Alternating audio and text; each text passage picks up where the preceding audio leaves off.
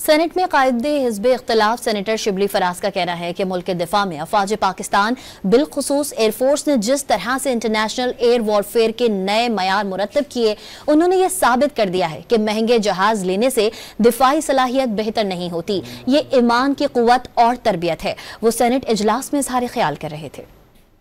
سے ہم نے دفاع کیا ہے اپنے ملک کا، افواج پاکستان، اور بالخصوص میں ایئر فورس کا ذکر کرنا چاہوں گا۔ جس طرح سے انہوں نے انٹرنیشنل ایئر وارفیئر کے ایک نئے معیار مرتب کیے ہیں، انہوں نے یہ ثابت کیا ہے کہ یہ صرف مہنگا جہاز لینے سے آپ کی دفاعی صلاحیت بہتر نہیں ہوتی۔